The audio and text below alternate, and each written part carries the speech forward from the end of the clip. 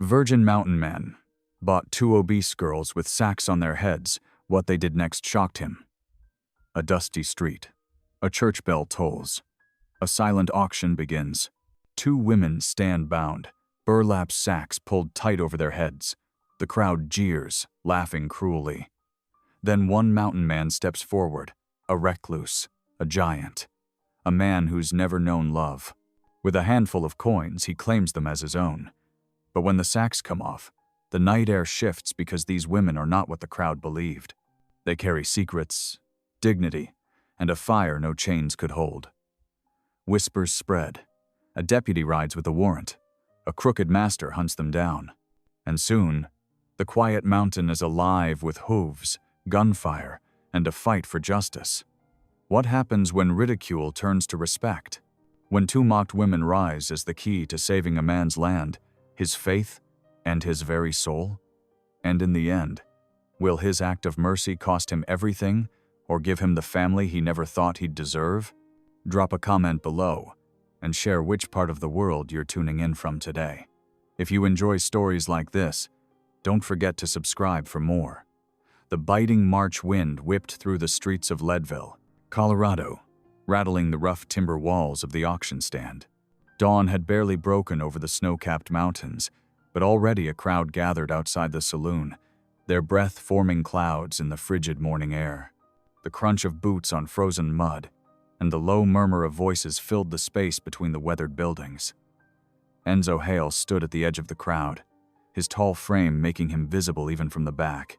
His calloused fingers worked nervously at the worn brim of his hat as he watched the proceedings with growing unease.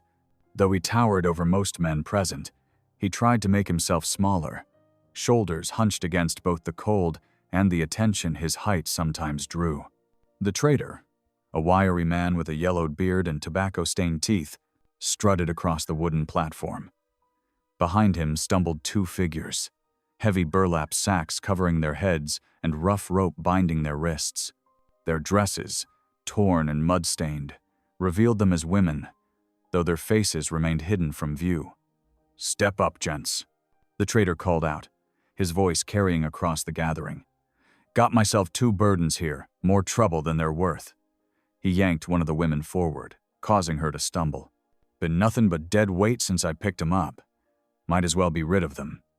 Laughter rippled through the crowd. A few miners, already deep in their cups despite the early hour, called out crude suggestions.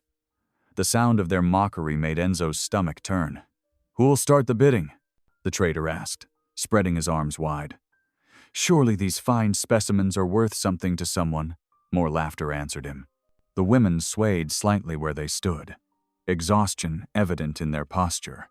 One seemed to lean against the other for support.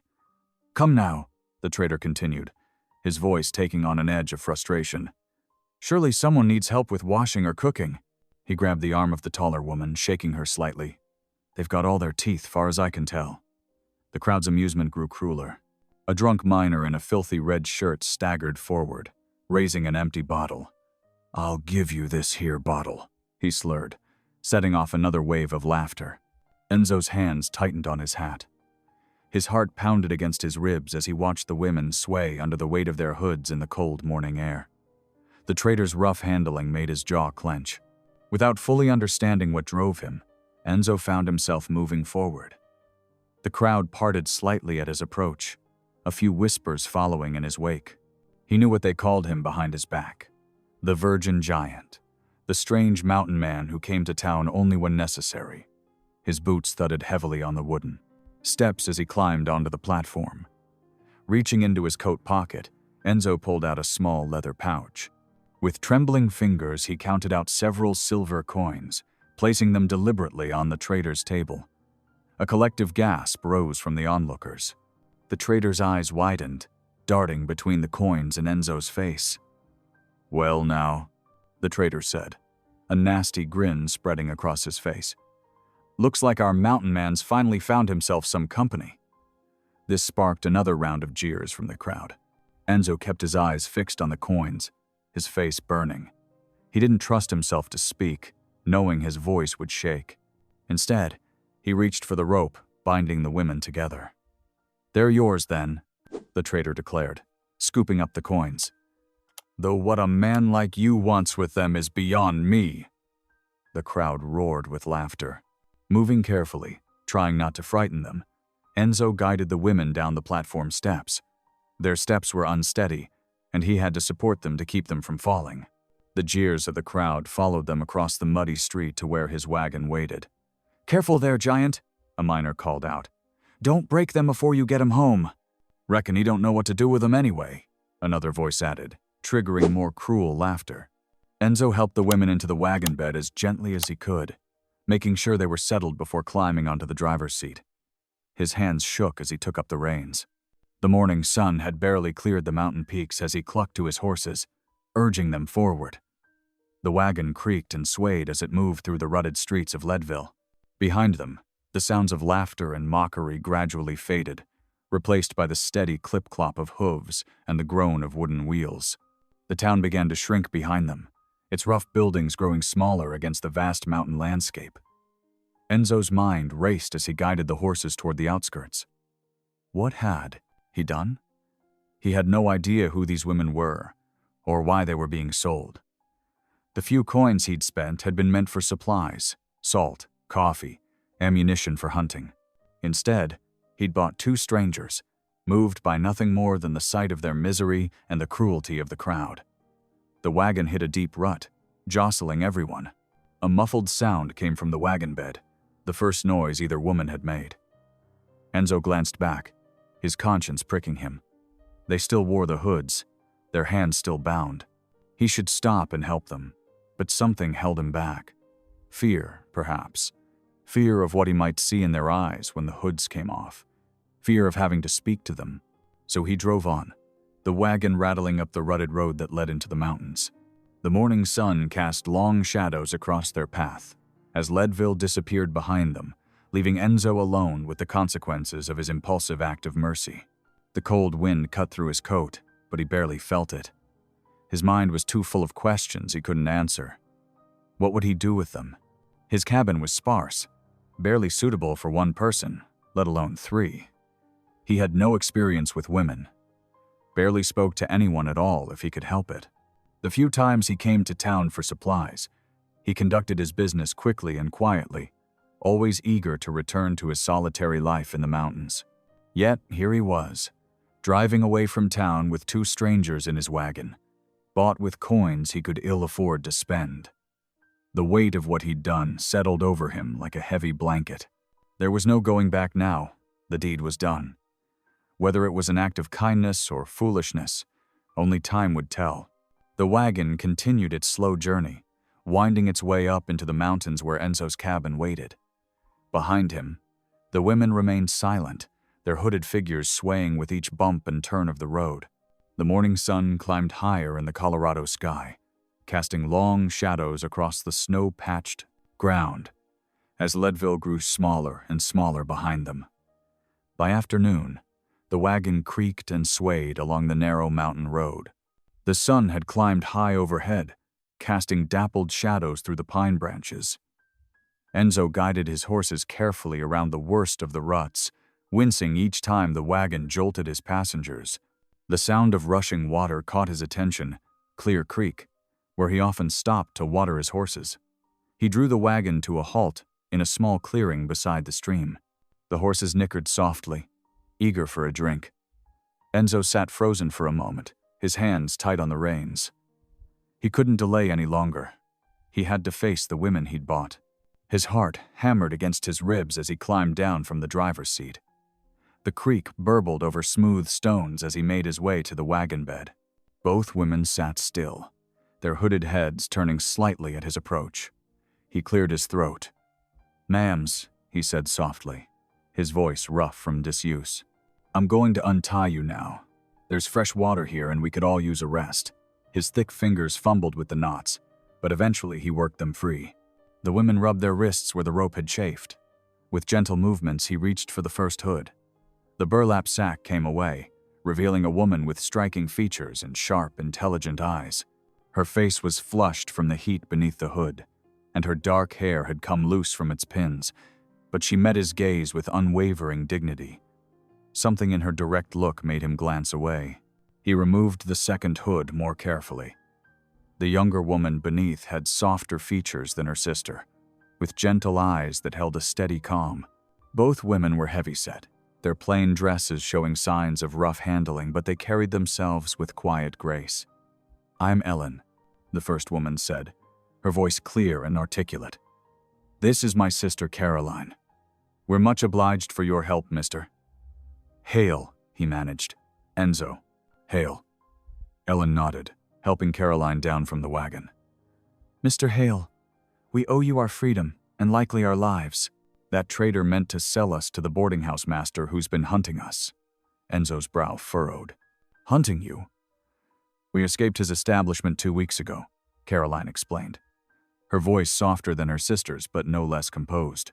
"He keeps women in debt bondage, claiming they owe him for room and board. Once they're trapped, he sells their labor, or worse." Ellen's eyes flashed. "We took nothing but what was ours by right, but he sent men after us. The traitor caught us near Fairplay." Enzo listened in silence, struck by their articulate speech and dignified manner. These were no helpless burdens, as the traitor had claimed. These were educated women who had fought for their freedom. "You must be hungry," he said at last, reaching for his pack. He pulled out a loaf of bread and some dried venison, offering it to them. The sisters accepted the food with quiet thanks. They sat on fallen logs near the creek, eating carefully despite their obvious hunger. Enzo watered the horses, giving them privacy. When the sun began to sink behind the mountains, he cleared his throat again. "My cabin's still half a day's ride. We should make camp here for the night." He busied himself gathering firewood while the sisters filled his canteen at the creek. Soon a small fire crackled, pushing back the gathering darkness. The stars emerged one by one overhead, bright and clear in the mountain air. Enzo spread his bedroll a respectful distance from the fire, leaving the wagon bed for the women. He'd never made camp with anyone before, let alone 2 women. The responsibility weighed on him as he added another log to the flames. A soft sound drew his attention. Ellen had begun to hum, her clear voice carrying a familiar hymn into the night air. Beside her, Caroline worked with practiced fingers, mending a torn sleeve by firelight. The domesticity of the scene struck him deeply. He'd expected frightened, helpless women when he'd made his impulsive purchase. Instead, he found himself watching 2 capable souls who faced their circumstances with remarkable grace. Ellen's hymn spoke of faith unshaken by trials. Caroline's steady hands showed years of skilled work. Lying on his bedroll, Enzo stared up at the vast field of stars. The familiar constellations offered no answers to his troubled thoughts. He'd lived alone for so long, answering to no one, responsible for nothing beyond his own survival. Now he felt the weight of these women's lives connected to his through one rash act of mercy. Ellen's voice faded into silence. The fire popped and sparked. In the distance, a coyote called to its mate. Enzo lay awake, his mind full of new and unsettling feelings. His solitary life had been simple, if lonely. Now everything had changed, and he had no idea what tomorrow would bring. Caroline's needle flashed in the firelight, marking time with tiny stitches. The horses shifted in their picket line, grass rustling beneath their hooves. All around them, the mountain night deepened, full of shadows and possibilities that Enzo had never had to consider before. Dawn broke over the mountains in streaks of pale gold and rose. Frost glittered on the pine needles as Enzo hitched the horses to the wagon. He worked quietly, his breath forming clouds in the crisp morning air. Ellen and Caroline emerged from their makeshift bed in the wagon, wrapping their thin shawls tighter against the mountain chill. "Sure is different from town up here," Ellen remarked, her eyes taking in the vast landscape. Jagged peaks stretched toward the sky, their snow-capped ridges catching the first rays of sunlight. Ancient pines marched up the slopes, their branches heavy with late winter snow. Caroline nodded, her teeth chattering slightly. Beautiful, though, like God's own cathedral. Enzo noticed their shivering and frowned. Without a word, he retrieved 2 thick, wool blankets from his supplies and offered them to the sisters. They accepted gratefully, wrapping the rough warmth around their shoulders. "Much obliged, Mr. Hale," Ellen said softly. Her sharp eyes had softened somewhat since yesterday, though wariness still lingered in her expression. They set out as the sun cleared the eastern ridge. The wagon creaked steadily upward, following a narrow trail that wound through stands of towering pines. Fresh snow dusted the higher elevations, making the sisters gasp in wonder despite their discomfort. "Never seen such trees," Caroline murmured, reaching out to touch a low-hanging branch as they passed. "They must be older than time itself." Enzo, who rarely spoke of the beauty he lived among, found himself saying, "Some reckon they're 300 years old or more. Been here longer than any man's memory." The morning wore on, sun climbing higher as they followed the twisting mountain road. Around midday, as they crossed a high meadow, Ellen suddenly stiffened on the wagon seat. "Mr. Hale," she said urgently. "There's dust rising on the trail behind us." Enzo turned to look. A cloud of dust marked a rider approaching fast from the direction of town. His hands tightened on the reins, but he kept the wagon moving at a steady pace. The rider gained on them quickly. Soon they could hear hoofbeats drumming against the packed earth. Enzo recognized the man's brass star badge glinting in the sun, the deputy from Leadville. "Hale," the deputy shouted. "Hold up there." Enzo drew the wagon to a halt, positioning himself between the sisters and the approaching lawman. The deputy reined in his lathered horse, his face flushed from the hard ride. "Got a warrant here," he announced, pulling a folded paper from his vest. "These women are wanted for theft. Stole linens and coin from their rightful employer back in town." Ellen stood up in the wagon, her voice ringing with indignation. "That's a lie. We took nothing but what was owed us in." "Fair wages. Wages he withheld, to keep us in bondage," the deputy sneered. "That ain't how the boarding house master tells it. Says you ran off owing him a mighty debt. Now stand aside, Hale. Don't make this harder than it needs to be."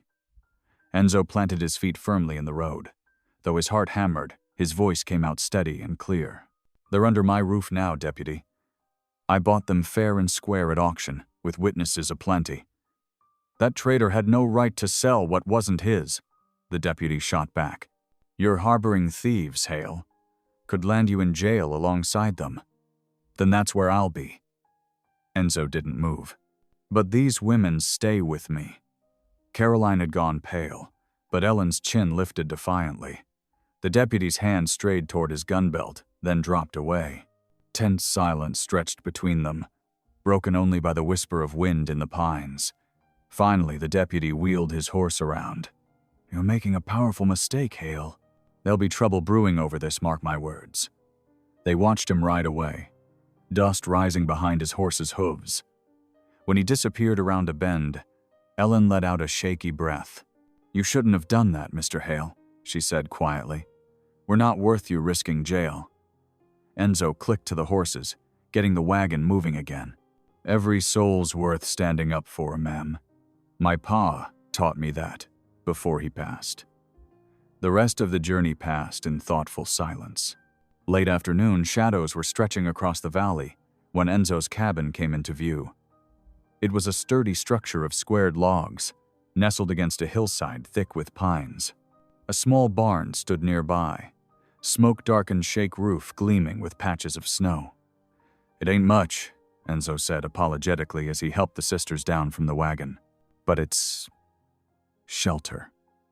Inside, the cabin was neat, but spare. A stone hearth dominated one wall, cold ashes in the firebox. A rough-hewn table with 2 chairs stood in the center. A narrow bed occupied one corner, while shelves lined with preserved food and supplies ran along the back wall. Caroline immediately went to the hearth, gathering kindling from the wood box with practiced hands. "May I?" she asked, and at Enzo's nod, she knelt to build a fire. Soon, small flames licked at the dry pine, catching and growing stronger. Ellen busied herself, unpacking the remaining food from their journey, the last of the bread, some dried meat, a few wrinkled apples. She moved with quiet efficiency, setting out their simple meal on the table. Enzo stood awkwardly by the door, watching his home transform. Warmth began to seep from the growing fire. The scent of wood smoke curled through the air, mixing with the familiar smells of leather and pine. Something else was changing too. The hollow silence that had always filled the cabin was giving way to the soft sounds of life. Caroline humming as she tended the fire. Ellen's skirts rustling as she moved about the room. The clink of tin plates being set on the table.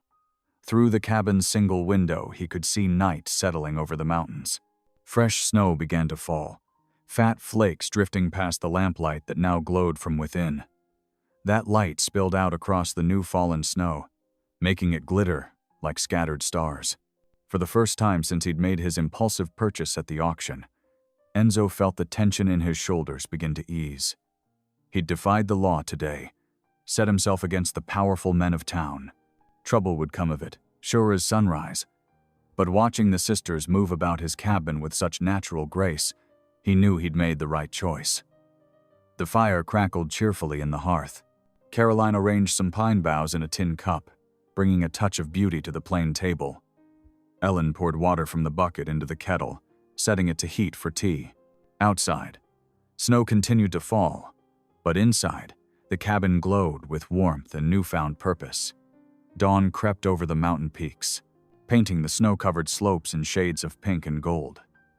Inside Enzo's cabin, movement stirred before the sun had fully risen. Caroline knelt by the hearth, her strong arms working a brush against the weathered hearthstones. Years of soot and grime began to lift under her determined scrubbing. Ellen stood at the rough-hewn table, her hands deep in a mound of dough made from the last of Enzo's flour. Her fingers worked with practiced skill, kneading and folding the soft mass into something that promised warmth and sustenance. Enzo watched from his corner, where he'd been rolling up his bedding. The sight of women moving so naturally through his space left him feeling awkward and out of place in his own cabin. Their presence filled the room with unfamiliar sounds, the swish of skirts, the quiet murmur of sister to sister, the scratch of Caroline's brush against stone. "I'll go split some wood," he mumbled, ducking through the door with his axe. The morning air bit cold and clean against his face as he made his way to the chopping block. The first swing of the axe rang sharp against the quiet mountainside. But then, carried on the valley air, came something that made him pause mid-stroke. The sisters had begun to sing, their voices lifting in an old hymn he half remembered from childhood. Amazing grace, how sweet the sound. Their voices wove together, Ellen's clear soprano and Caroline's deeper alto, floating out through the cabin's walls and wrapping around him like a warm shawl. The axe hung forgotten in his hands as he listened, something tight in his chest beginning to loosen. That evening, as they sat around the table sharing a simple supper of fresh bread and venison stew, stories began to emerge. The fire crackling in the hearth cast dancing shadows on the walls as Enzo, surprised by his own willingness to speak, told them of losing his family in the war. "Pa died at Gettysburg," he said quietly, studying his bowl. "Ma couldn't bear it, just faded away after that. I came west because there wasn't anything left in Virginia but graves." Ellen reached across the table, her work roughened hand, touching his arm briefly. "We know something about being left alone," she said. "Our parents died of fever when Caroline was just 12 and I was 14. The boarding house master took us in, but his kindness was false." Caroline nodded, her gentle face hardening slightly. "He worked us dawn to dark, claiming our wages for room and board. When we tried to leave, he said we owed him more than we could ever repay. But we had our faith," Ellen added, her voice strengthening. "Even in the darkest times, we knew God hadn't forgotten us. We'd sing hymns while we worked, and somehow the day's burdens felt lighter. Days began to flow into a rhythm of small, necessary labors. Enzo showed them the creek where he hauled water, and soon the sisters took turns making the trip, their skirts tied up practical-like as they managed the heavy buckets. They worked steadily, transforming the cabin's interior bit by bit. Caroline's clever fingers fashioned checkered curtains from scraps of fabric she'd carried in her bundle, hanging them at the windows to soften the harsh mountain light. Ellen gathered herbs from the surrounding slopes, drying bundles of sage and mint from the rafters, their sweet scent replacing the cabin's musty air. Enzo found himself watching their industry with a mixture of admiration and uncertainty. His own large hands seemed clumsy in comparison to their efficient movements. But gradually, he learned to anticipate their needs, keeping the woodbox full, carrying the heavier loads, reaching things from high shelves without being asked. One evening, as lamplight glowed through the newly curtained windows, a group of miners rode past on their way to town. They pulled their horses up short at the sight, nudging each other and grinning. "Well, would you look at that?" one called loudly enough to carry. "The virgin giant bought himself wives at auction." Laughter rolled down the trail as they rode on. Enzo stood frozen by the woodpile, his face burning with shame and anger. Inside, he could see the sisters through the window, their heads bent together over their mending. When he finally forced himself to enter the cabin, Ellen looked up calmly. "Don't let their foolishness trouble you," she said, her needle flashing in the lamplight. "We know the truth of things." Caroline nodded, her steady gaze meeting his. "You saved us from worse than they can imagine." Their laughter means nothing against that. Enzo sat heavily in his chair, something easing in his chest at their quiet dignity. The sisters returned to their work, and soon Ellen began humming softly. Caroline joined in, and then, to his own surprise, Enzo found himself adding his deep bass to their harmony. The lamplight gleamed on the clean-swept hearth, the neat curtains, the dried herbs swaying gently in the draft. And for the first time in years, laughter, real, warm laughter, rose to the cabin's rafters, drowning out the echo of mockery from the trail. Looking at the sisters' serene faces in the golden light, Enzo realized his home had become something new. The lonely silence that had once filled these walls had been replaced by something richer. The sound of shared work, quiet prayers, and now, unexpectedly, joy. Spring's warm breath crept into the mountains, melting snow into rushing streams and softening the frozen earth. The morning sun glinted off patches of fresh grass, pushing through the last crusty drifts as Enzo hitched his team to the wagon. Their supplies had dwindled over the weeks, and a trip to town could no longer be delayed. "We're coming with you," Ellen announced, stepping out of the cabin with Caroline close behind. Both sisters wore their freshly mended dresses and had pinned their hair neatly beneath modest bonnets. Enzo shifted uncomfortably. "Might be better if you stayed here," he said, thinking of the townsfolk's cruel tongues. "Nonsense," Caroline said softly, but with surprising firmness. "We need proper flour and fabric. Besides, we can't hide forever." Ellen nodded, already climbing onto the wagon seat. "The Lord didn't deliver us from bondage so we could live in fear." Enzo couldn't argue with that quiet conviction. He helped Caroline up beside her sister, then took the reins. The wagon creaked down the mountain trail, winter bare branches giving way to swelling buds overhead. As they approached Leadville, Enzo's hands tightened on the leather straps. The streets were busy with miners heading to their morning shifts, merchants opening their shops, and women hanging wash in the warming air. At their appearance, all activity seemed to pause. Heads turned. Whispers rustled like dead leaves. Some folks quickly looked away while others stared openly, nudging their neighbors and pointing. Enzo felt every eye like a physical weight. But beside him, the sisters sat straight-backed and calm. They pulled up outside the mercantile. Enzo helped the women down, painfully aware of the audience watching from porches and doorways. Inside the store, Caroline moved purposefully between the shelves, examining sacks of flour with experienced hands and selecting sturdy cotton fabric in practical browns and blues. Ellen handled the bargaining, her voice quiet but firm as she negotiated with the shopkeeper. The man seemed surprised by her knowledge of fair prices and proper weights, having expected simple-minded creatures based on town gossip. "We'll need 10 pounds of flour, if you please," Ellen said clearly. "And we can see that sack has been sitting in damp. We'll take the fresh one behind it." Loading their purchases into the wagon drew a crowd of miners leaving the saloon. Their whispers grew to loud jeers, alcohol loosening their tongues. "Hey, virgin," one called out. "Found yourself some fat wives at auction.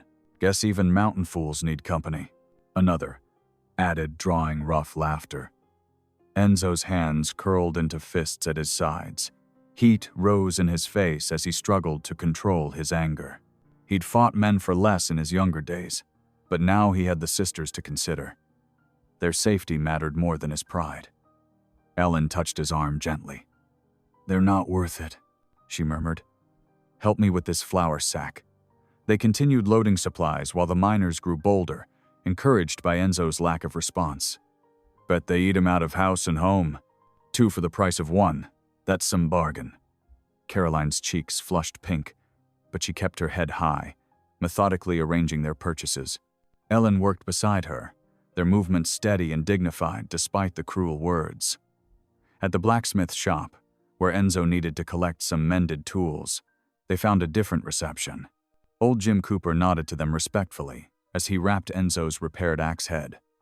"Reckon a man's house is his own business," the blacksmith said, loud enough for nearby gossips to hear. "And any fool can see your place is better kept these days." He smiled kindly at the sisters. "My Martha says she smelled fresh bread up your way last week when she rode past. You and Mrs. Cooper must come to supper soon," Caroline offered, her soft voice warming. "We've just dried some early herbs for tea." The simple exchange of neighborly courtesy seemed to take some of the sting out of the earlier mockery. Enzo felt his shoulders relax slightly as they finished their business and prepared to leave town. The wagon wheels rattled over the rutted street as they headed home. Once the last buildings fell behind them, Ellen broke their thoughtful silence. "You showed real strength back there, Enzo," she said. "Not by fighting, but by rising above their foolishness." "Those men," Caroline added, "they judge by appearances because they can't see true worth. But the Lord looks on the heart." Enzo kept his eyes on the trail ahead, but their words soothed something raw inside him. "Still didn't like hearing them speak of you that way," he said gruffly. "Their ridicule can't define us," Ellen replied. "We know who and whose we are." The sun was setting by the time they reached the cabin, painting the sky in deep purples and golds. After unloading supplies and tending to the horses, they gathered around the table for their evening meal. When the dishes were cleared, Ellen reached for her worn Bible, its leather cover softened by years of handling.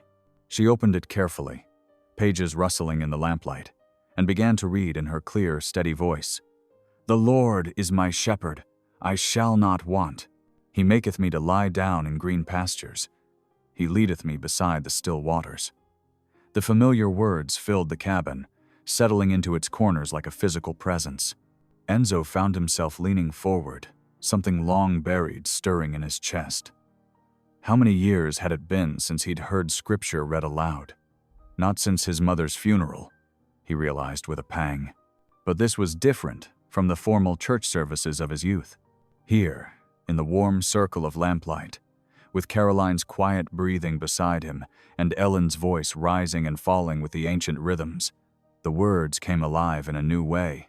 "Surely goodness and mercy shall follow me all the days of my life, and I will dwell in the house of the Lord forever." Ellen closed the Bible softly. In the silence that followed, Enzo felt the weight of belonging settle over him like a warm blanket.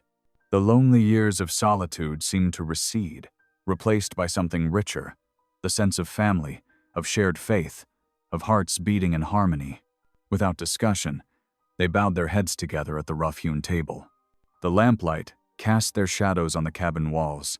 3 figures united in the simple act of prayer, their silence more eloquent than words. Summer settled over the mountain valley like a warm blanket. Golden light stretched, longer across Enzo's homestead each day, touching the fresh-turned earth of Ellen's herb garden and brightening the neat curtains Caroline had hung in the cabin windows. Life fell into a gentle rhythm, as natural as breathing. Ellen spent her mornings tending to her growing collection of medicinal plants.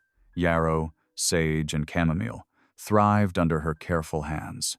She'd learned these skills from an old midwife at the boarding house, storing knowledge like precious seeds. Now those seeds bloomed into healing remedies for cuts, fevers, and aching joints. Caroline's needle flashed in the sunlight as she sat on the cabin's small porch, turning Enzo's worn shirts into something presentable. Her quiet humming mixed with birdsong while she worked.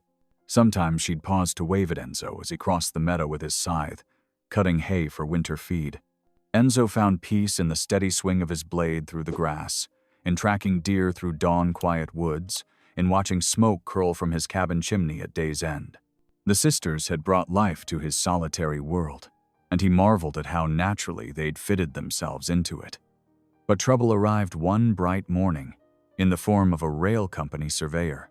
The man rode up on a sleek bay horse, his leather satchel bulging with maps and documents. He introduced himself as Mr. Parker, tipping his hat politely to the sisters before turning to Enzo with calculating eyes. "That spring of yours," Parker said, unrolling a map across the rough wooden table. "Railroad's filing claim on it. New Territorial Water Rights Act gives precedence to industrial development." He pointed to a tangle of lines and numbers. "You'll be compensated, of course." Enzo's throat tightened. That spring fed his crops, his animals, his household. "This is my land," he said quietly. "My father's before me." Parker shrugged. "Times are changing, Mr. Hale. Progress doesn't wait for sentiment." The sisters exchanged worried glances as the surveyor rode away. Ellen's hands twisted in her apron, while Caroline whispered a prayer. That spring was their lifeline. Without it, the homestead couldn't survive. Their fears proved justified.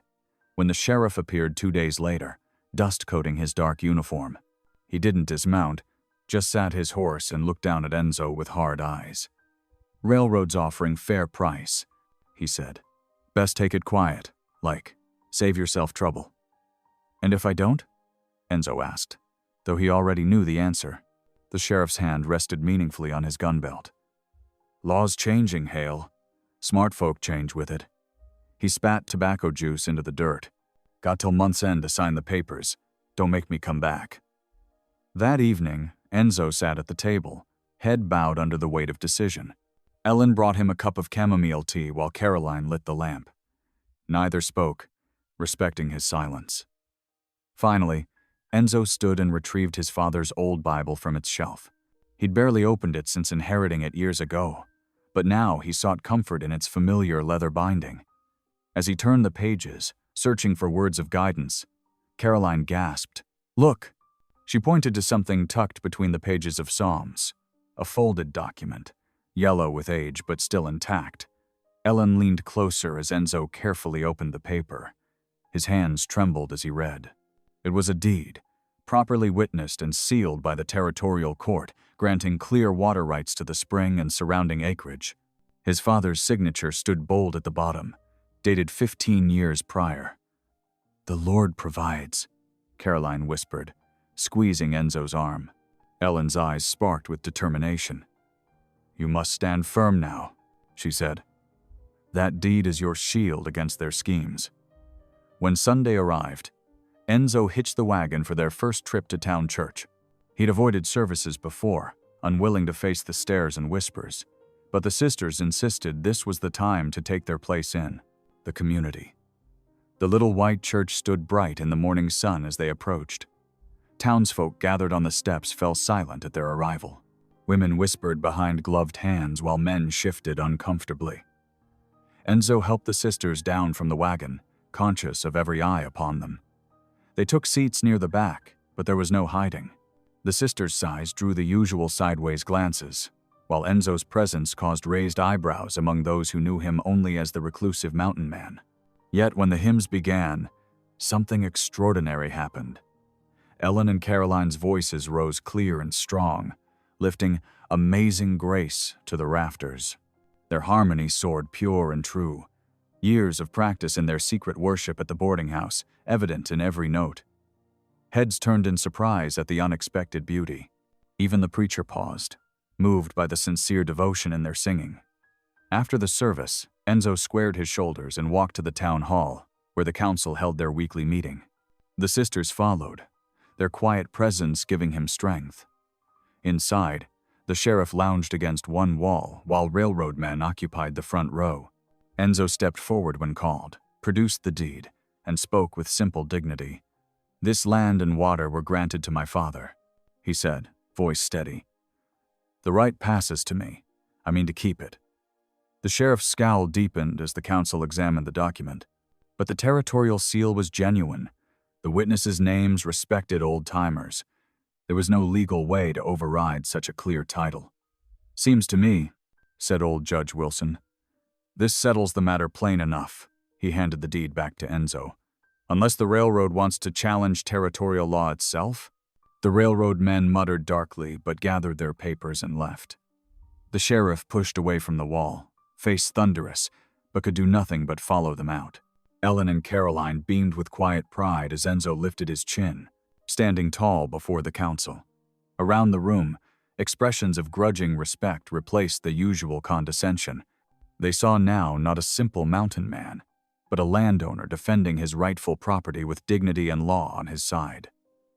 As they left the town hall, the whispers that followed them had changed their tone. The sisters walked on either side of Enzo, their steps light with victory, while townsfolk nodded with new consideration. The summer sun touched their faces as they climbed into the wagon for the ride home, transformed from outcasts to citizens who had stood their ground and won. Peace settled over the mountain homestead like fresh fallen snow. Each morning brought new signs of life and purpose to what had once been Enzo's solitary world. The aroma of fresh bread drifted from the cabin's stone chimney nearly every day now. Caroline had a gift for coaxing the perfect rise from even the coarsest flour, and her golden loaves drew appreciative sighs from anyone lucky enough to taste them. She kept the hearth warm and welcoming, her gentle presence a balm to weary souls. Word spread through the scattered homesteads about Ellen's healing touch. When Martha Jensen's youngest came down with fever, Ellen packed her herb satchel without hesitation. She spent 3 nights tending the child with yarrow tea and cool compresses until the fever broke. The Jensens' gratitude opened doors that had been firmly closed before. Soon, other neighbors began appearing at the cabin door. Some came seeking Ellen's remedies, others drawn by Caroline's offer to teach their daughters proper stitching. The sisters welcomed each visitor with quiet dignity, serving tea in Enzo's mismatched cups while children played in the dooryard. Wednesday evenings transformed into an informal sewing circle. Women who had once whispered and stared now brought their mending, settling onto the porch with grateful sighs. Caroline's patient instruction helped young girls master difficult stitches, while Ellen's hymns filled the air with peace. Enzo watched it all with wonder. His cabin, once as silent as the surrounding pines, now rang with gentle conversation and occasional laughter. He found himself lingering near the porch instead of retreating to his workshop, drawn by the warmth of community he had never known he needed. The sisters' industry amazed him. They seemed to never rest, yet moved with such purpose and joy that their work appeared more like devotion than labor. Ellen's herb garden flourished under her care, neat rows spreading beyond the original plot. Caroline's nimble fingers transformed scraps of fabric into useful items: potholders, quilts, even tiny shoes for expecting mothers. One golden evening, as sunset painted the mountains in amber light, Ellen and Caroline's voices rose in their customary hymn.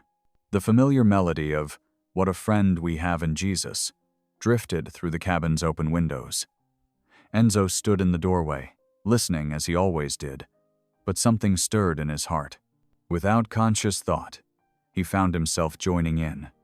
His voice trembled at first, rough from disuse, but grew steadier as the sisters smiled encouragement.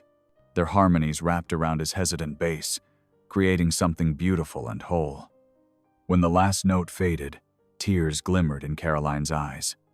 "Brother," Ellen said softly, reaching for his hand, "we are blessed." In that moment, Enzo understood what they had given him. More than helpers or companions, they had become family. His protection of them had grown from duty to devotion. Their presence filled an emptiness he had carried since the war took his parents, an emptiness he had tried to fill with solitude. The days flowed like the creek behind the cabin, each one bringing small joys and quiet victories. Enzo found himself smiling more, speaking more, even laughing at Caroline's gentle jokes. The sisters' faith touched everything they did, from blessing meals to thanking God for each new morning.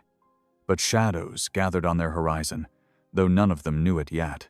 One afternoon, As Ellen sorted her dried herbs and Caroline worked on a christening gown for the Jensen baby, hoofbeats approached the cabin. A rider appeared through the trees. Young Tommy from the telegraph office, his horse lathered from hard riding. "Brought these straight out, Mr. Hale," Tommy said, handing over a stack of telegrams. "Seemed urgent-like." Enzo thanked him with a silver coin, then opened the first message. His face grew pale as he read, hands tightening on the paper until it crackled. Ellen set aside her herbs, alarm clear in her eyes. "Enzo, what is it?" He swallowed hard before answering. "The boarding house master. He's coming north." His voice roughened. "Bringing Pinkerton men with him.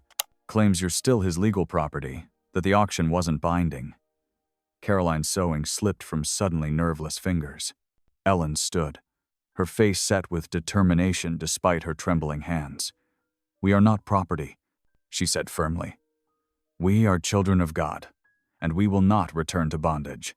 She crossed to Enzo, taking his large hand in both of hers.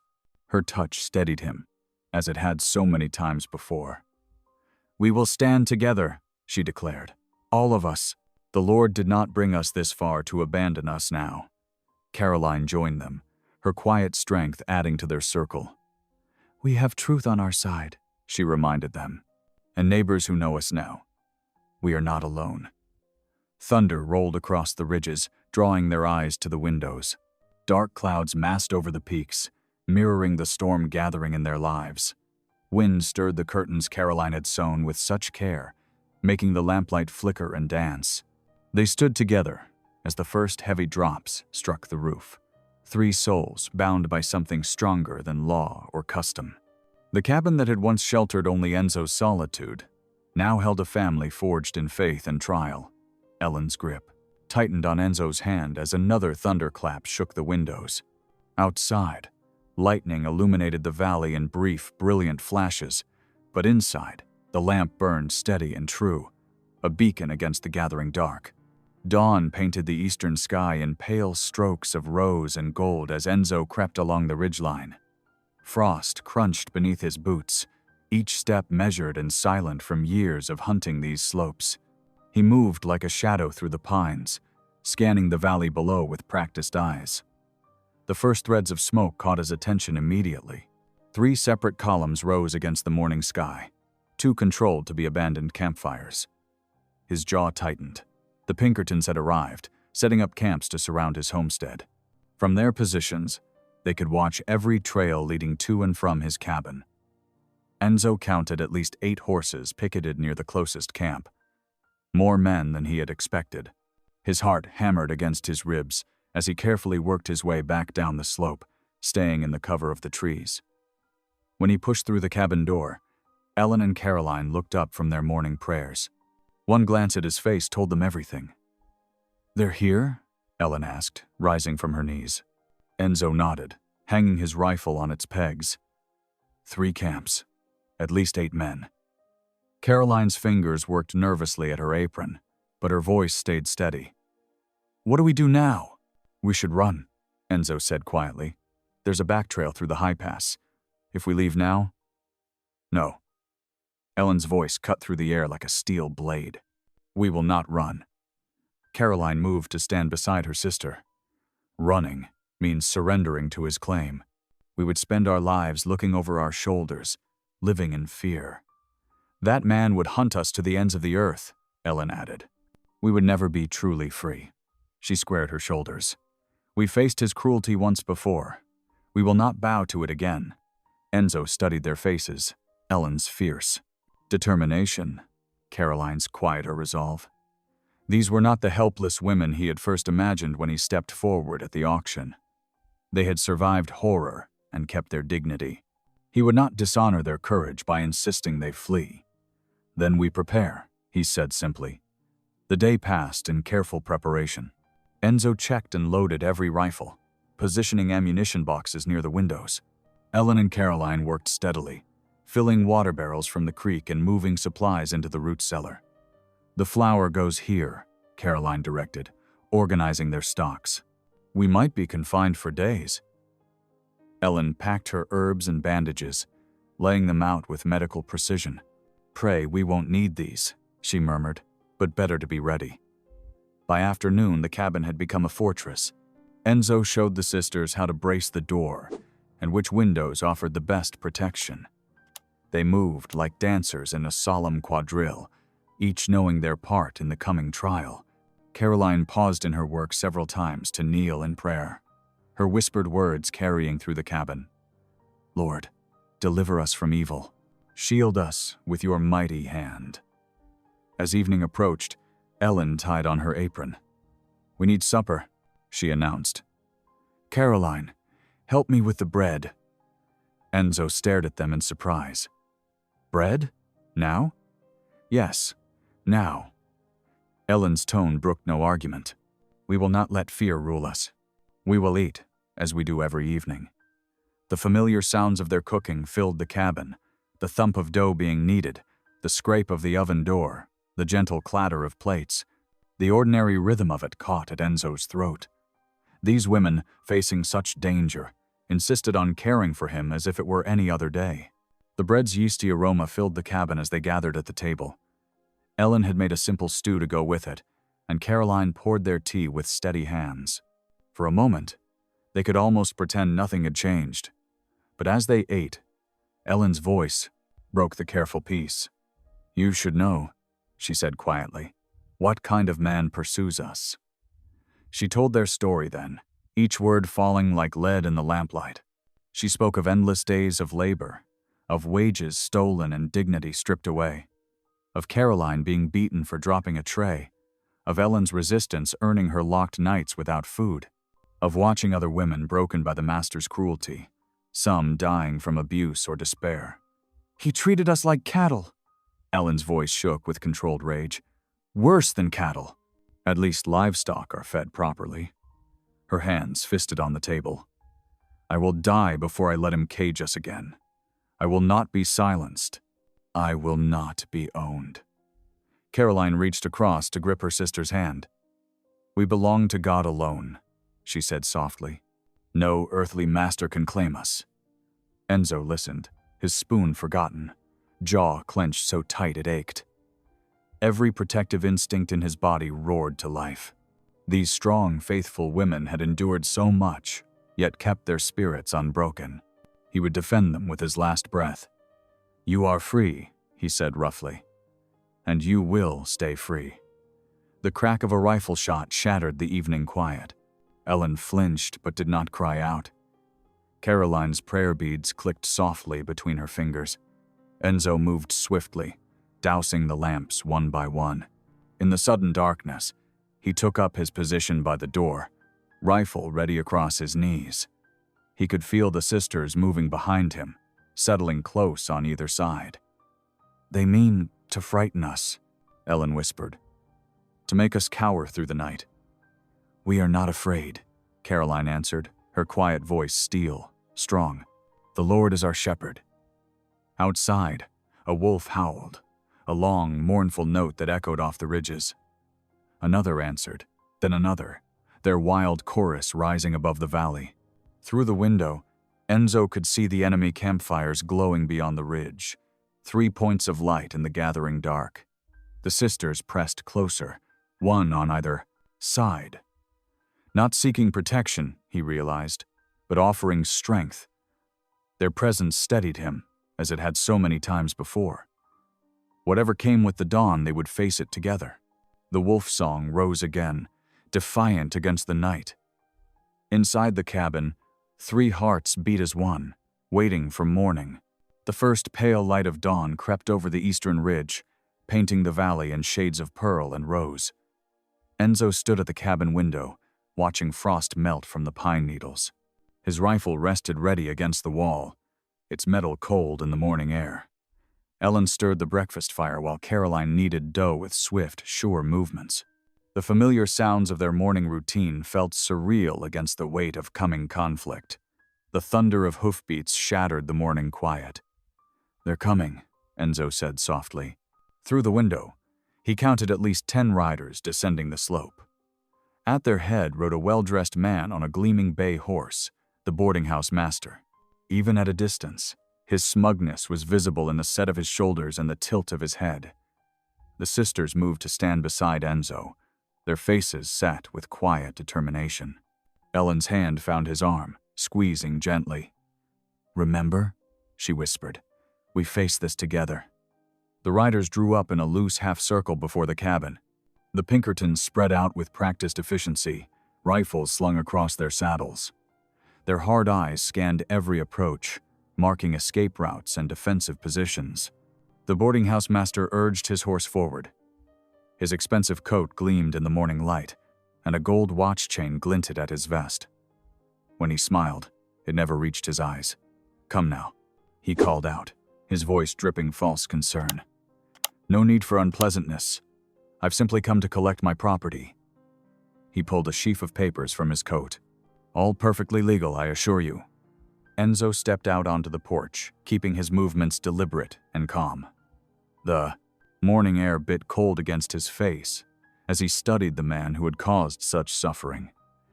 "These women are free," he said, his quiet voice carrying across the yard.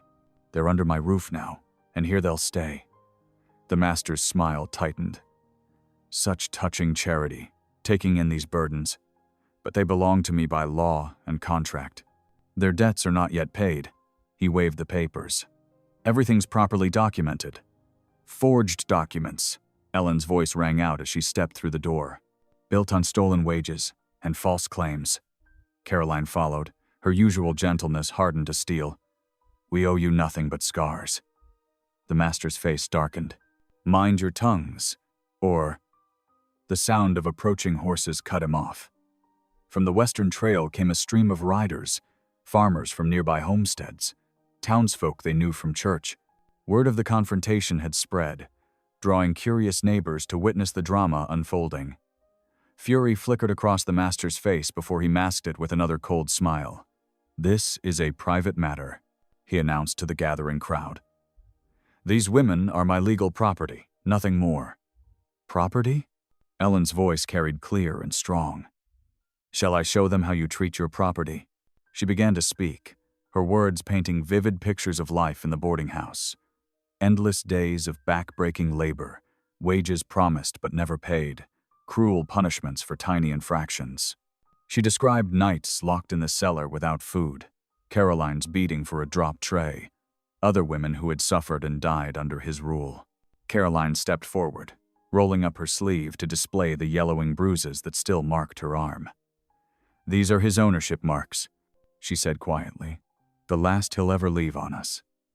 Murmurs of outrage rippled through the growing crowd. Several women pressed hands to their mouths, horror in their eyes. Men shifted uneasily, hands straying to gun belts. The master's face had gone purple with rage. "Silence!" he roared. "One more word, and I'll have this cabin burned to the ground. You'll watch it burn before I drag you back where you belong." The sheriff pushed his horse forward, looking uncomfortable but determined. "Enzo," he said gruffly, "don't make this harder than it needs to be. These papers look proper to me. Harboring stolen property could land you in prison." Enzo felt the weight of all eyes upon him. The sheriff's warning struck deep, raising specters of iron bars and lost freedom. His hands trembled slightly as he gripped the porch railing. How could he, a virgin hermit who could barely speak to strangers, stand against such powerful men? The law itself seemed arrayed against them. Doubt clouded his mind. Perhaps he had been foolish to think he could protect anyone. He was no hero, just a lonely man who had acted on impulse. The master had money, influence, hired guns. What did Enzo have? As if sensing his faltering resolve, Ellen and Caroline moved to flank him. Their shoulders pressed warm against his sides, offering silent strength. "You're not alone," Ellen whispered, too soft for others to hear. "God brought us together for such a time as this." Caroline's hand found his, her touch steady and sure. "Your heart led you to save us," she murmured.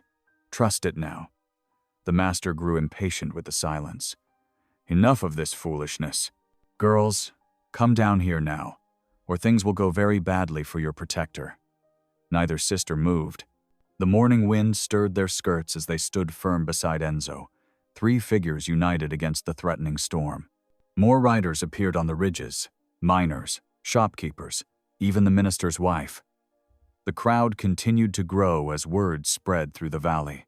Their presence felt like a weight in the air, watching, waiting to see how this drama would unfold. The master spat in frustration. "Make camp," he ordered his men. "We'll stay until these stubborn fools see reason." He fixed Enzo with a cold stare. We have until nightfall to send them down, or we'll smoke them out." The Pinkertons dismounted, efficiently setting up a camp just beyond rifle range. Their presence was a constant threat, a reminder that violence lurked just beneath the surface of this standoff. Throughout the long day, people came and went. Some brought food or blankets, others simply stood witness. The sisters received their neighbors with quiet dignity, their composure a sharp contrast to the master's barely contained rage. As sunset painted the sky in fierce oranges and reds, most of the onlookers departed. The Pinkertons' campfires began to glow in the gathering dusk, a ring of hostile light surrounding the homestead. Inside the cabin, Enzo slumped at the table, his shoulders heavy with the weight of uncertainty. The sisters lit the lamps and moved about their evening tasks, their familiar routine a comfort in the growing dark. "I'm sorry," he said finally, his voice rough with emotion. "I don't know how to fight this. He gestured helplessly at himself. "A virgin hermit who can barely face town. How can I stand against men like that?" Ellen and Caroline exchanged a glance, then came to sit beside him. They each took one of his big calloused hands in theirs. "You already have stood against them," Ellen said firmly. "You stood up at that auction when no one else would. You opened your home to us," Caroline added softly. "Gave us safety when we had none." "But I'm not enough," Enzo whispered. "I'm not strong enough or clever enough to win this fight." "You don't have to be," Ellen squeezed his hand. "You're not facing this alone. We're beside you. God is with us. And look how many neighbors came today. They're beginning to see the truth." "The Lord doesn't call us to be enough on our own," Caroline said, her faith gentle but unshakable. "He calls us to be faithful, to stand for what's right, even when we're afraid." Enzo looked down at their joined hands, his rough and weathered, theirs strong and capable. In the lamplight he saw the truth of their words. He wasn't alone anymore. Whatever came with tomorrow's sun, they would face it together. Outside, a coyote called, its lonely voice rising above the enemy campfires. The night pressed close around the cabin, full of uncertainty and threat. But inside, 3 hearts beat with shared courage, drawing strength from bonds stronger than fear. Dawn crept over the mountain peaks, painting the valley in shades of dread. Enzo stood at his cabin window, watching the Pinkerton men stir their campfires to life. Their movements were methodical, practiced, men who knew the business of violence. The boarding house master emerged from his tent, adjusting his fine coat with sharp, angry gestures. Inside the cabin, Ellen kneaded bread dough with fierce determination, while Caroline swept the hearth. The familiar morning routine felt hollow now, like playing at normal life while storm clouds gathered. "Maybe." Enzo's voice cracked. He cleared his throat and tried again. "Maybe if I speak to them, make some arrangement. Better than seeing you hurt." Ellen's hands stilled in the dough. "You mean surrender us?" "To keep you safe. They have guns, authority. What else can we do?" Caroline set her broom aside and approached him, her gentle face set with purpose. "We seek higher ground," she said quietly. "Not the mountain kind, but God's truth before his people." "The church," Ellen added, wiping flour from her hands. "Where all voices may be heard, where light shines on darkness." Enzo shifted uncomfortably. "Townfolk don't much care for our troubles." "They will care for truth," Caroline insisted. "We testify before neighbors, before God. Let them hear what manner of man claims ownership of souls." Outside, they heard horses being readied, weapons checked. The master's voice carried sharp commands across the morning air. Enzo's shoulders slumped. What choice did they have? Fight and die. Here, or take this slim chance. "Very well," he said. We'll go to town." They moved quickly then, hitching the wagon while Pinkerton rifles tracked their every motion. Ellen and Caroline climbed up with quiet dignity, their best shawls wrapped against the morning chill. Enzo took the reins, feeling the weight of watching eyes. The wagon lurched onto the valley road, iron-shod wheels crunching frost. Behind them came the thunder of pursuing hooves, the master and his men falling into escort formation, making sure their quarry couldn't bolt. As they descended through stands of pine, dust clouds rose from more riders joining the procession. Neighbors appeared on the ridgelines, following at a distance. Word was spreading fast. Something was happening. Something that needed witnessing. The one-room church stood white against the morning sky as they approached town. Already, people gathered on its steps, drawn by rumor's swift wings. Farmers left their fields. Shopkeepers closed their doors. Wives and children hurried along the boardwalks. All converged on the clapboard sanctuary. Enzo helped the sisters down from the wagon, trying to steady his trembling hands. Ellen squared her shoulders, while Caroline smoothed her skirts. Together, they mounted the church steps. Inside, lamplight glowed warm on rough-hewn pews. The scatter of morning shadows danced across familiar faces. The blacksmith, who had shown them kindness, Mrs. Peterson, who learned Ellen's herbs, young girls who came to Caroline's sewing circle. Even the sheriff slouched against the back wall, his expression troubled. The master burst through the doors, his fancy boots striking hard against the plank floor. "This is nonsense," he shouted, waving his papers. "These women owe me contracted debts. The law stands clear." "Be silent!" The circuit preacher's voice cracked like summer thunder. He stood at the pulpit, Bible laid open before him. "This is God's house. Here we seek his truth, not man's. Corrupted law." The master's face purpled. "I have documents. You have paper," the preacher cut in. "We will hear flesh and blood speak first." He gestured to Ellen and Caroline. "Come forward, sisters. Tell your truth before God and neighbors." The sisters moved to the front, their steps steady despite the weight of watching eyes. Enzo felt his knees go weak with fear for them, but their faces showed only calm resolve. Ellen spoke first, her voice clear in the hushed sanctuary. 3 years we labored in this man's boarding house. 3 years of endless work with no wages paid. He claimed room and board ate up our earnings, then charged us for the very clothes we wore. "Lies," the master spat. "I fed you, housed you. You beat us." Caroline's soft voice cut through his bluster. She pushed up her sleeve again, revealing the fading bruises. "You locked us in cellars. You sold our belongings to cover invented debts. 2 young girls died under your roof last winter, Margaret Collins and Sarah Jane Webb. Their graves lie unmarked behind your fine house." A gasp rippled through the crowded pews. The master's face went from purple to pale. "When we tried to leave," Ellen continued, "you claimed we owed more than any honest work could pay. You meant to sell us to your friends in Denver, men who keep houses of sin and shame. God's truth only in this house," the preacher warned as the master opened his mouth to object. "Think careful on your words." Enzo stood near the back, his hat crushed between anxious hands. The sisters' courage humbled him. Their voices rang with dignity he could never match, speaking truth to power without flinching. The master recovered his bluster. "These women signed contracts. They owe legitimate debts." He thrust his papers at the preacher. "The law supports my claim." The preacher took the documents, examining them in the lamplight. "Interesting," he said slowly. "These papers bear dates from 3 years past, yet the ink seems fresh, almost as if they were written yesterday." Color drained from the master's face. In the pews, the town clerk leaned forward, squinting at the documents with professional interest. "And here," the preacher continued, "where it shows their mark. Strange that both sisters would sign with the same hand, when I've seen Caroline write left-handed in her Bible." Murmurs rose from the gathered townsfolk. The sheriff pushed away from his wall, suddenly alert.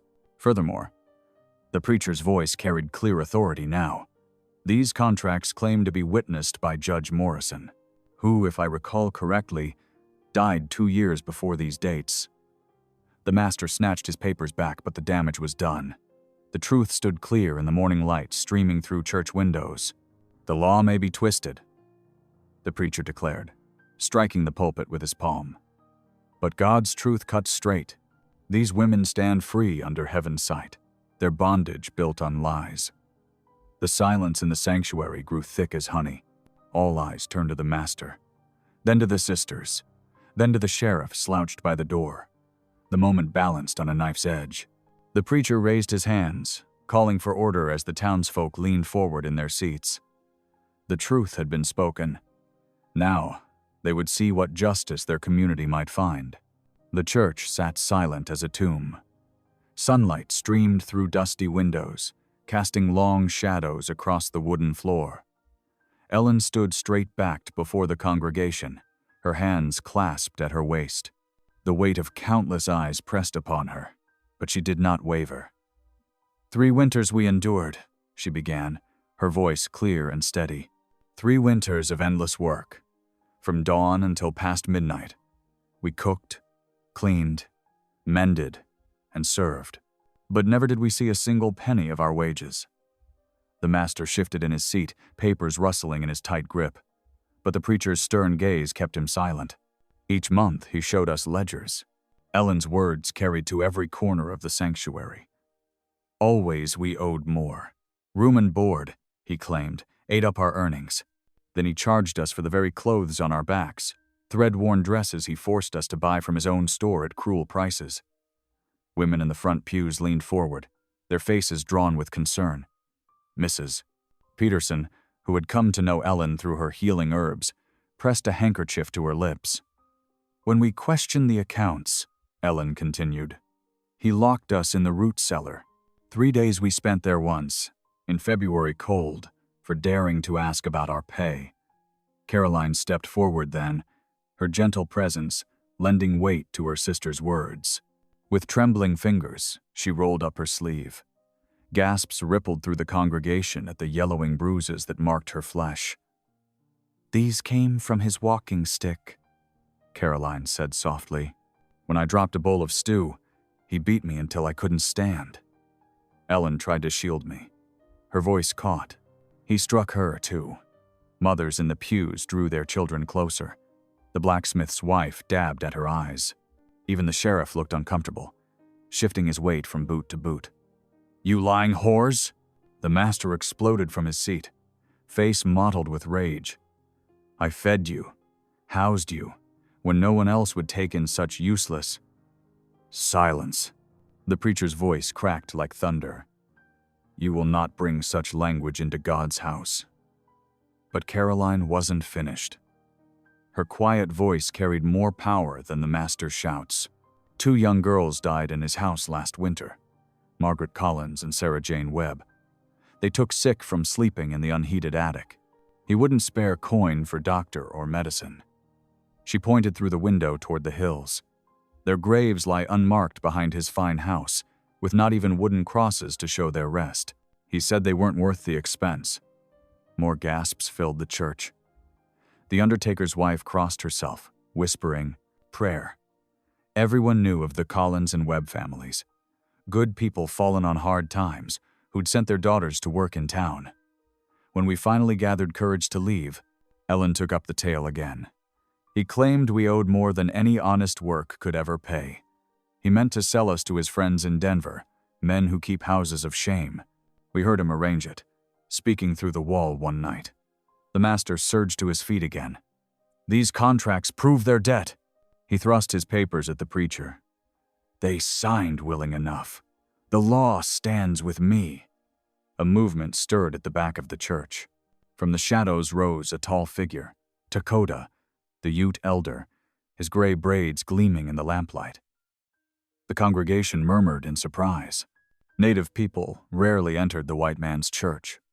I have seen this man's true nature, Dakota spoke in clear English, his dignity commanding attention.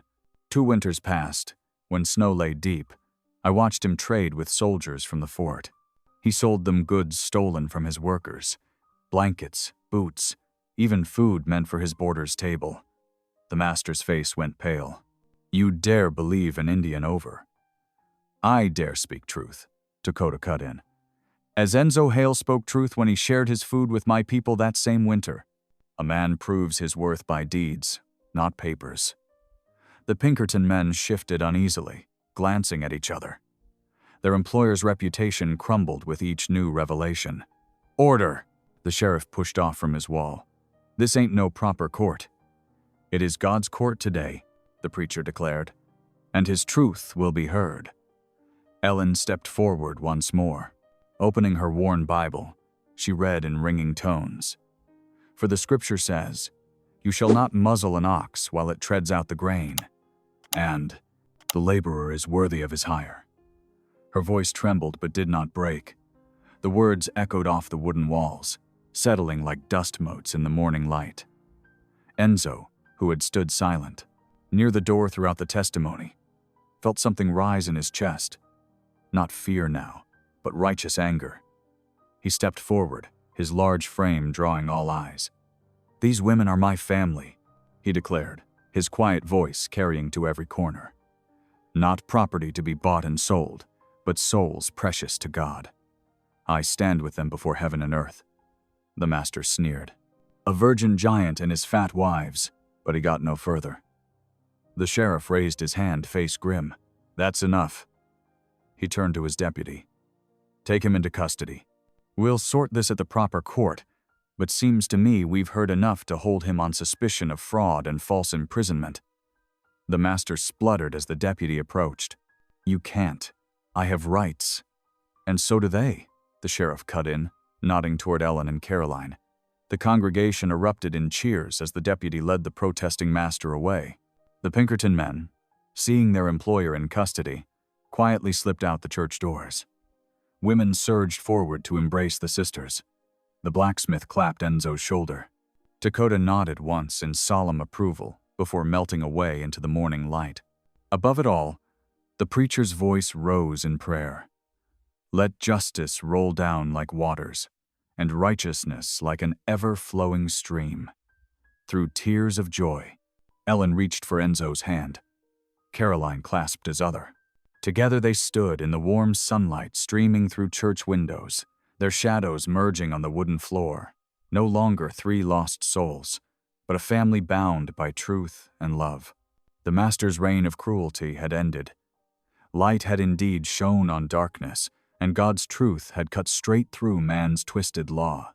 The people of Leadville had chosen justice over corruption, mercy over greed.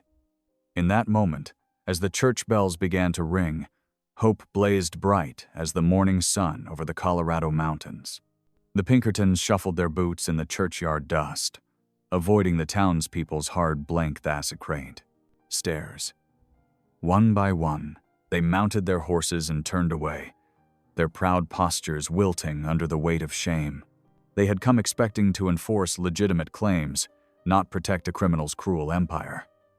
"Reckon we was on the wrong side of this one, boys," the lead agent muttered, spurring his horse toward the valley road. His men followed without argument, their forms growing smaller against the bright morning sky. Inside the jailhouse, iron bars clanged shut. The sheriff's hands trembled slightly as he turned the key, watched by a crowd of witnesses determined to see justice done.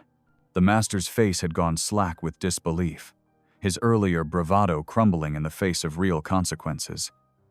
"You'll stay here until the circuit judge arrives," the sheriff said gruffly, pocketing the key. "Might be a few weeks, time enough to think on your sins." Outside on the boardwalk, Ellen and Caroline stood surrounded by townswomen. The same ladies who had once crossed the street to avoid them now pressed close, offering tearful embraces and heartfelt apologies. "To think what you poor dears endured, Mrs." Peterson said, dabbing her eyes. "Right under our noses all this time." "You'll come to our sewing circle now," declared the blacksmith's wife, squeezing Caroline's hand. "Every Wednesday afternoon. No arguments." The tears that had been held back for so long finally spilled down Ellen's cheeks. She clutched her sister close as years of fear and loneliness dissolved in the warmth of acceptance. Caroline's shoulders shook with quiet sobs of relief. Enzo stood a few paces back, twisting his hat brim as neighbors approached. Men who had mocked him as the virgin giant now extended their hands in respect. "You done right by those girls," the livery owner said gruffly. "Showed more spine than the rest of us put together." "Takes a real man to stand against injustice," added the blacksmith. "Proud to call you neighbor, Hale." Pride and humility warred in Enzo's chest. He accepted their handshakes with awkward nods, still unused to approval. A warm glow spread through him nonetheless, not from their praise, but from knowing he had done what was right despite his fears. As the afternoon sun began to sink, Enzo hitched up their wagon. The sisters bid farewell to their new friends, promising to return soon for church and social calls. They climbed aboard, settling on either side of him on the wide seat. The wagon wheels creaked familiar rhythm as they followed the mountain road home. Golden lights spilled across the valley, painting the spring grass in honey hues. Above the western peaks, the first stars began to glimmer.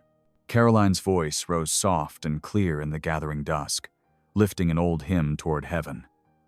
Ellen joined in harmony, their paired melodies weaving through the cool evening air. Amazing grace, how sweet the sound that saved a wretch like me. Enzo guided the horses with gentle hands, stealing glances at the women beside him. His heart swelled with gratitude too deep for words. These precious souls, entrusted to his care by Providence, had transformed his solitary existence into something rich with meaning. The cabin windows glowed welcome as they crested the final ridge. Smoke curled from the chimney. They had banked the morning's fire well. The sisters moved with practiced efficiency, Caroline gathering kindling while Ellen drew water from the spring. Soon the hearth blazed bright against the wilderness dark. Fresh bread warmed on the stones, filling the cabin with its homely scent. They gathered around the rough-hewn table, hands clasped for evening prayer. For the first time, Enzo did not hesitate or mumble. His voice rose clear and steady in the lamplight. "Lord, we thank you for your mercy and justice, for bringing truth to light and gathering us as family, for this food, this shelter, and most of all for each other. Guide us in your ways and keep us in your grace. Amen." "Amen," the sisters echoed, softly. Firelight danced across their faces, Ellen's quiet strength, Caroline's gentle wisdom, Enzo's newfound peace. Outside, whip-poor wills called in the gathering night. Inside, the cabin glowed like a lantern in the vast dark, its warmth a beacon of hope and belonging. They shared the simple meal with grateful hearts, passing bread and preserves, speaking of small plans for tomorrow, gardens to plant, curtains to hang, life to be lived in freedom. Their laughter mingled with the crackling flames, rising up through the rafters toward the star-scattered sky. The wilderness pressed close beyond the cabin walls, vast and untamed as ever. But it held no terror now. They had found something stronger than solitude, more precious than independence. They had found family, forged in trial and anchored in faith.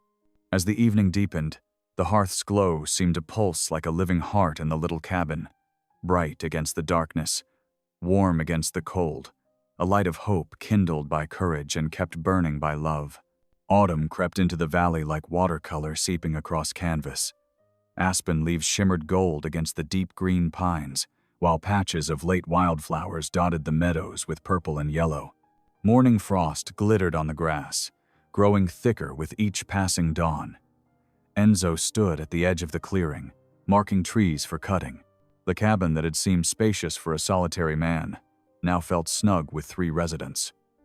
He ran his calloused hand along a sturdy pine, measuring its girth. Good, straight timber here, perfect for the new walls he planned. The sharp ring of his axe echoed through the valley. As he worked, sweat dampening his shirt despite the cool air, hoofbeats approached along the trail. Tom Baker, the blacksmith, appeared leading a wagon loaded with tools. "Thought you might need some help, neighbor," Tom called out, jumping down. "Brought my son Billy too. Boy needs to learn honest work." Enzo straightened, touched by the offer. "Much obliged," he said, his voice stronger than it once had been. Reckon I could use extra hands. More neighbors arrived throughout the morning, the livery owner with his team of horses for hauling, the cooper bringing pegs and wedges, even the preacher rolling up his sleeves to help. Men who had once mocked Enzo now worked alongside him, sharing stories and bread as they stripped bark and shaped logs. "Remember when you helped me dig out after that snowslide last winter?" the cooper said, wiping his brow. "Time to return the favor." Inside the old cabin, Caroline sat by the window, her needle flashing in the autumn light. Pieces of checked cotton lay across her lap as she stitched curtains for the new home. The fabric had been a gift from the mercantile owner's wife, who now attended Caroline's weekly sewing circles. Young Sally Peterson perched beside her, carefully guiding thread through canvas. "Like this, Miss Caroline?" the girl asked, holding up her neat stitches. "That's perfect, dear." Caroline smiled, her gentle praise making the child beam. Other girls gathered round the table, learning useful skills while their mothers traded recipes and news. Near the door, Ellen crushed dried herbs with her mortar and pestle. The sharp scent of yarrow and mint filled the air. Mrs. Baker waited nearby, holding her feverish baby while Ellen prepared a soothing tea. "Don't know what we'd do without your remedies," the blacksmith's wife said softly. "Doctor's too far when little ones fall sick." Ellen touched the infant's forehead with practiced hands. "The fever's already lower," she assured. "Keep him wrapped warm and give this tea every few hours. The Lord provides healing through his good herbs." Outside, the sound of sawing and hammering filled the crisp air. The new cabin took shape steadily. Larger windows to let in light, proper bedrooms for privacy, a wider hearth for gathering. Enzo worked alongside his neighbors with quiet confidence, directing the build while learning from their expertise. "Never seen better joints," the cooper praised, examining Enzo's dovetail corners. "Where'd you learn such fine work?" "My father taught me," Enzo replied, the words coming easier now. "Before the war took him, said a man should know how to build something that lasts." The men nodded with understanding. Many had lost fathers and brothers to that terrible conflict. They worked on in comfortable silence, the rhythm of their tools a meditation on peace. By late afternoon, savory smells drifted from the cabin. The women had prepared a feast: venison stew, fresh bread, preserved peaches from summer's harvest. Children played tag between the stacked logs, while their parents shared the meal. Caroline served generous portions, no longer shy about her size among friends who valued her heart. Ellen led the blessing, her clear voice carrying across the yard. Enzo watched them move with grace among their neighbors, marveling at how naturally they had become the heart of this mountain community. When Sunday arrived, frost painted the valley silver. The family dressed in their best clothes. Enzo in a new shirt Caroline had sewn. The sisters in wool dresses traded for their healing work. Their wagon joined others on the road to town, wheels crunching through fallen leaves. The little church glowed with morning light as they entered. No whispers followed their arrival now, only warm greetings and saved seats near the front. Ellen took her place with the choir, while Caroline gathered the children for their lesson. Enzo sat tall in his pew, peace settling in his chest as Ellen's voice soared with the hymns. He remembered his first awkward visits, how he had hunched down trying to disappear. Now he joined the singing, his deep bass adding richness to the familiar tunes. "Our new song leader has such a gift," the preacher said afterward, clasping Ellen's hand. "And Caroline, the children have never been so eager for their Bible verses." Enzo felt pride swell in his heart. Not the prideful kind that went before a fall, but grateful joy in seeing his family flourish. These women, whom God had entrusted to his care now, blessed the whole community with their gifts. Trading and business went smoother too. When Enzo brought furs to town, merchants offered fair prices without haggling. His reputation for honest dealing and quiet strength had replaced the old mockery of virgin giant. The cooper's wife stopped Caroline after church. "Could you teach me that pattern you used for your quilt? It's the prettiest I've seen." "Of course," Caroline smiled. "Come Tuesday, we're having a quilting bee. Bring any scraps you have to share." Ellen added herbs to her sister's invitation. "I'll have that joint liniment ready for your father too." The winter weather's hard on old wounds. Their wagon rolled home through golden afternoon light. Geese arrowed overhead, their harsh calls echoing across the valley. Winter would come soon, but the new cabin's walls rose strong against the coming cold. That evening, they gathered by the hearth. The fire cast dancing shadows as Ellen opened their worn Bible. They took turns reading verses, their voices mixing with the snap and pop of burning pine. How good and pleasant it is when God's people live together in unity. Ellen read from Psalms, like precious oil poured on the head, running down on the beard. Enzo listened, feeling the truth of those ancient words. This was the unity he had never known he needed. Not just a house, but a home. Not just neighbors, but community. Not just faith, but family to share it with. Caroline's needles clicked softly as she knitted by firelight. Outside, wind sighed through the pines, and an owl called across the darkness. But here within these walls, warmth and belonging glowed bright as the flames. The verse continued, "For there the Lord bestows his blessing, even life forevermore." Enzo looked at the prosons. Sisters. Ellen intent on the scripture, Caroline peaceful at her work, and marveled at how God had turned his solitary life into something so rich with meaning. Where once he had hidden from human contact, now he found himself at the center of a web of relationships built on respect and care. The fire settled into coals as the evening deepened. Soon winter would wrap the valley in white silence, but they would face it together, their lives intertwined like the joints of the new cabin's walls, strong enough to weather any storm. Snow fell in thick, silent flakes outside the new cabin's windows. Inside, warmth and light pushed back against the gathering dusk of the December evening. The larger main room, crafted from fresh-hewn logs that still carried the scent of pine, buzzed with the quiet energy of home. Ellen stood at the broad table, her hands dusted with flour, as she pulled another loaf of bread from the cast-iron oven. Steam curled up, carrying the yeasty smell of comfort through the air. Caroline sat nearby in her rocking chair, quilting needle flashing in the lamplight as she worked on her latest piece, a pattern of interlocking stars in deep blues and rich reds. Their voices rose together in an old hymn, weaving through the crackle of the hearth fire. Amazing grace, how sweet the sound. That saved a wretch like me. Enzo sat in his own chair by the fire, content to listen. His large hands, rough from years of labor, rested easily on his knees. Looking around the room, he marveled at how much had changed since that cold March morning when he'd stepped forward at the auction block, moved by pity and something deeper he hadn't yet understood. The walls that had once echoed with his solitude now rang with song and sisterly laughter. Shelves that had held only the barest necessities now displayed Ellen's neat rows of dried herbs and Caroline's finished needlework. Most telling were the marks of neighbors, a borrowed book here, a basket of eggs. There, signs of the connections that had grown as strong as the cabin's own sturdy beams. Enzo? Caroline's gentle voice drew him from his thoughts. Would you like some fresh bread? He nodded, accepting the warm slice with quiet thanks. The bread was perfect as always. Caroline had a way with the oven that made even simple fare taste like a feast. Ellen sprinkled fresh dried herbs on her own piece, the savory scent mixing with the sweetness of the bread.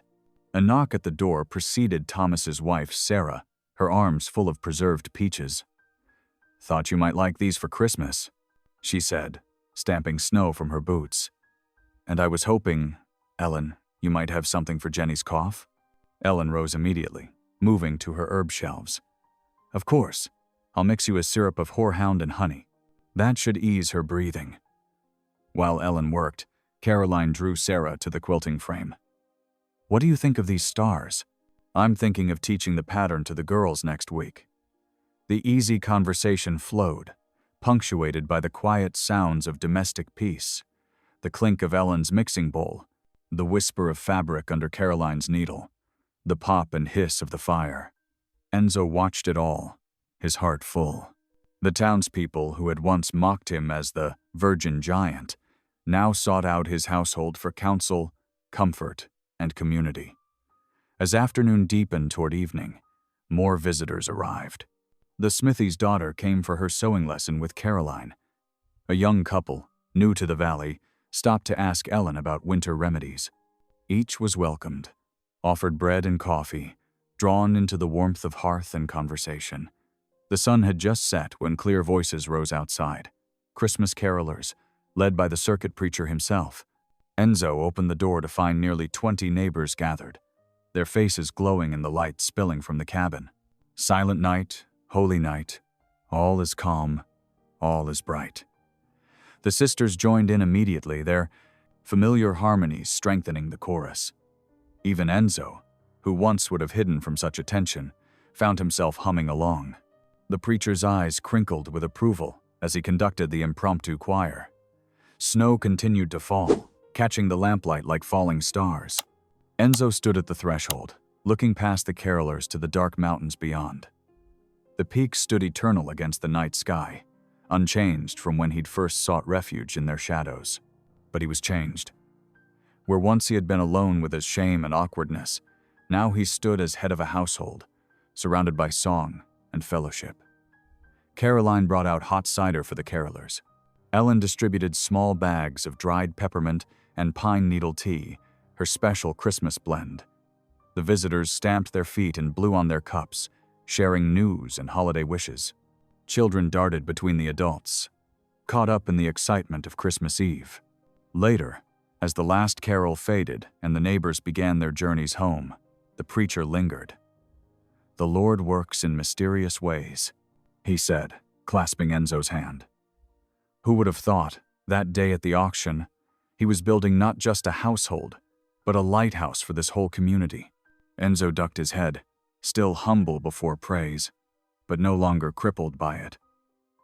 "The sisters are the light," he said quietly. "I just provided the walls." "And the courage to stand against injustice," the preacher reminded him. "Never discount that gift." With a final blessing, he too departed into the snowy night. Inside, Ellen and Caroline were tidying away the day's work, but their movements held an air of anticipation. They exchanged glances. Then Caroline disappeared into the back room, while Ellen drew Enzo to his chair. "We have something for you," Ellen said, her eyes bright. "A small token, but one we've been planning for some time," Caroline returned, carrying something wrapped in a piece of clean muslin. Together, the sisters presented it to Enzo. His large hands were gentle as he unwrapped the cloth, revealing a smooth wooden plaque about the size of a Bible. Burned into the wood in careful letters were 3 initials: EEC, Enzo, Ellen, Caroline. Caroline explained softly, "Family in Christ." Ellen touched the lettering. "Because that's what we are now. Not master and servants, not protector and protected, but family, bound by choice and faith and love." Enzo ran his fingers over the letters, feeling the slight roughness where the wood had been burned. Emotion closed his throat, making speech impossible for a moment. The sisters waited patiently, understanding his silence as they always had. Finally, he stood, carrying the plaque to the space above the hearth. A nail was already waiting. They had planned this carefully. The plaque settled into place as if it had always been meant to hang there, the firelight catching the edges of the burned letters. "Thank you," he managed at last, his voice rough with feeling. "I never thought." He trailed off, but the sisters nodded, hearing all he couldn't say. The 3 stood together before the fire, looking at their initials joined together on the wall. Outside, snow continued to fall, and somewhere in the distance, a wolf called to its pack. But inside the cabin, lamplight glowed warm and steady, reflecting off the window panes and catching in the steam of the teacups Caroline had just filled. Ellen began another hymn, one of thanksgiving this time. Caroline's harmony joined in, and after a moment, Enzo's deeper voice added its own note to the blend. The music filled every corner of the cabin, wrapping around them like a quilt of sound, as sturdy and warm as the walls themselves. The wooden plaque above the hearth caught the light, its letters clear and strong, EEC. A family built not from blood but from courage, faith, and the unshakable dignity of souls who had found their true home in each other. The cabin stood against the wilderness dark, its windows gleaming with welcome, a beacon of warmth in the vast Colorado night. Thanks for tuning in. These stories remind us that life is more than headlines. It's about heartlines. Subscribe if you want more moments that make you pause, feel, and reflect.